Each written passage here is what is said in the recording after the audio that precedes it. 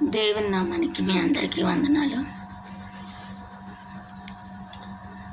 ఈరోజు కొన్ని విషయాలు మీతో పంచుకుందాం అనుకుంటున్నాను.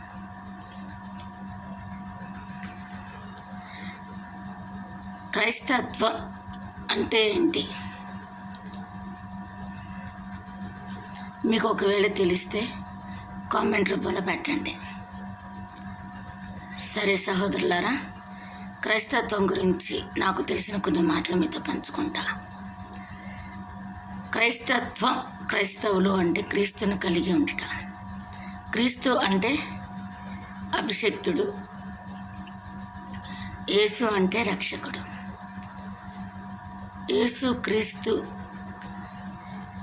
క్రైస్తవులంగా ఉంటున్నాం అంటే ఆయన ప్రేమను, ఆయన సత్యమును, ఆయన జీవమునే ఉన్నాడు కాబట్టి, వెలుగే ఉన్నాడు కాబట్టి లోకానికి, అది మనం ప్రకటించి చీకటిలో ఉన్న వాళ్ళని వెలుగులోనికి, పాపంలో ఉన్న వాళ్ళని మంచి మార్గంలోకి నడిపించడే. ఎంతో మహాత్ములు, మహనీయులు బైబిల్లో ఒకే ఒక మాట, నిన్ను వలె నీ పొరుగువారిని ప్రేమించమని. క్రీస్తు మార్గము మనం చూపించాలి. దేవుడు అంటాడు కదా, ఆ సమరయశ్రీతో, నేనిచ్చి జీవజలం తాగితే ఎన్నడూ దప్పికొనవని. నేనే సత్యము, నేనే జీవమునే ఉన్నాను, నా తప్ప ఎవరు తండ్రి ఎద్దుకు చేరడని అంటాడు. క్రీస్తుని కలిగి ఉన్నాం. మనం ఏం చేస్తున్నాం? ఆయన ప్రేమని ప్రకటించాలి, మనం ఆయన మార్గంలోకి నడిపించాలి. క్రైస్తత్వం అంటే మతం కాదు, క్రీస్తులోకి నడిపించుట. క్రీస్తే సత్యమునై ఉన్నాడు, జీవమునై ఉన్నాడు, రక్షణనై ఉన్నాడు. నిన్ను వలె నీ పొరుగువారిని ప్రేమించమని చెప్తాడు. దేవుడు సిలువ వేయకముందు ప్రార్థించడానికి వెళ్ళినప్పుడు పేతురు అంటే దేవుని పట్టుకోవడానికి వచ్చినప్పుడు పేతురు ఒక సైనికుడి చెవి నరుకుతాడు. అప్పుడు దేవుడు ఒక చక్కని మాట అంటాడు, పేతురు, నువ్వేది పట్టుకుంటే దాంతోనే చచ్చిపోతావు, దాంతోనే జీవిస్తావని. మనం జనానికి ఏమి నేర్పిస్తాము? జనానికి మాదిరికరంగా ఉండమని దేవుడు చెప్పాడు. నువ్వు ఉంటున్నావా మాదిరికరంగా?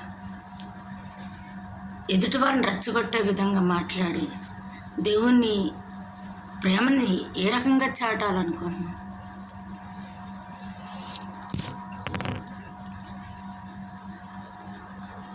మరి ఎదుటి వాళ్ళతో ఎలా నడుచుకుంటాం?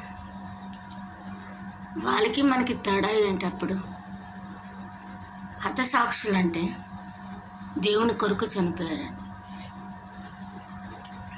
అంటే ఆయన ప్రేమను బోధించేటప్పుడు, ఆయన గురించి ప్రకటించేటప్పుడు అది ఇష్టం లేని వాళ్ళు వచ్చి చంపితే అది హతసాక్షి అంటారు. అంతేగాని అప్పుడెప్పుడో జరిగింది. అసలుకి మనిషికి ఈ రోజులు అది ఉపయోగం లేదు. మనిషికి కూడు గుడ్డ, తిండి, నీరు, గాలి ఉంటే చాలు. అంతేగాని మనం తినే రైస్ చరిత్రలు, ఆకలితో ఉన్నోడికి రైస్, ఆ బియ్యం యొక్క చరిత్రలు అవసరం లేదు. అది వండామా తిన్నామా అంతే. అంతేగాని అవన్నీ తవ్వకాలు ఎందుకు మనకి ఈ రోజుల్లో? నాకు ఇది కరెక్ట్ అనిపించట్లేదు. దేవుని ప్రకటించాలి, అక్కడ మనం దేవుని ప్రేమను ప్రకటించాలి. ఒక రోగి డాక్టర్ గారి దగ్గరికి వెళ్ళి, డాక్టర్ గారు నాకు జ్వరం వచ్చింది అని చెప్పినప్పుడు ఆయన ఏం చేస్తాడు? ముందు జ్వరం ఎంతవరకు ఉందో చూస్తాడు. నీ యొక్క ఫిజికల్ టెస్ట్లు అంటే బీపీ ఎలా ఉంది, నాడి ఎలా కట్టుకో అన్నీ చూసుకొని వచ్చాక ఏం తిన్నావు ఏంటి అని అడుగుతాడు. అంతేగాని జ్వరం అంటే ఎలాగ ఉంటుంది, జ్వరం ఎంత ఎచ్చగా ఉంటుంది, ఇవన్నీ మనకి ఎందుకండి? దేవుడేమన్నాడు? సర్వలోకానికి వెళ్ళి సువార్తను ప్రకటించండి. అంతేగాని ఎప్పుడో మనకి ఎందుకండి? ఉప్పు సుఖం లేని దేవుని ప్రకటించి నీ చేతని ఒక మనిషిని ఈ రోజులను బట్టి ఒక మనిషిని మార్చండి దమ్ముంటే.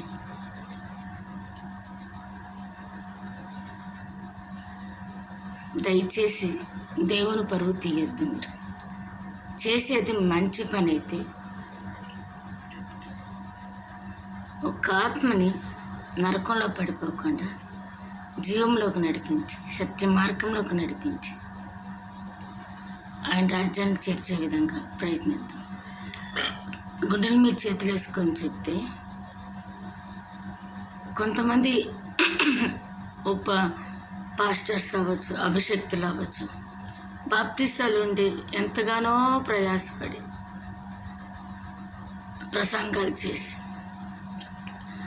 ఆత్మల తప్పిక కొరకు కాపరులు, ఉపదేశకులు, అపోస్తులు ఉన్నారండి.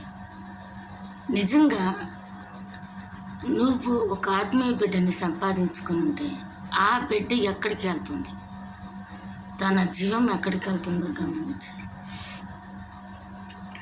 కాపరి మన బైబిల్లోనే ఉంది కదా, 100 గొర్రెలు ఒక గొర్రె తప్పిపోతే 99 గొర్రెలను వదిలేసి 100 గొర్రె కోసం వెళ్ళి ఎదుగుతాడంట.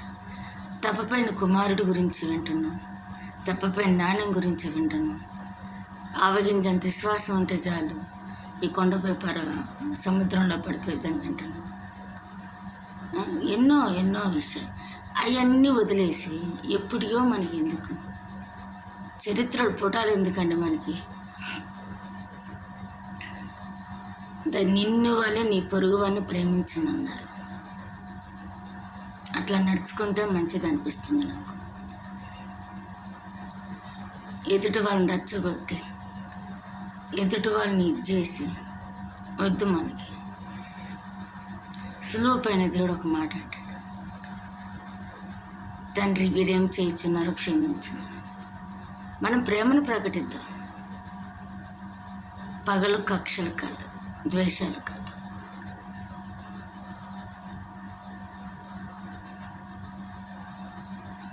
మిమ్మల్ని కించపరిచే విధంగా నేను ఏదైనా మాట్లాడుంటే నాకు క్షమించండి.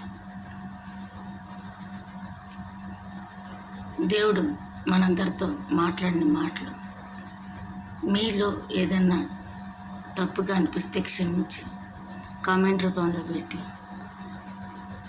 నా తప్పుని సరి చేసుకునే అవకాశాన్ని కూడా ఇస్తారని నమ్మచ్చు. ఉంటానండి. Praise the lord.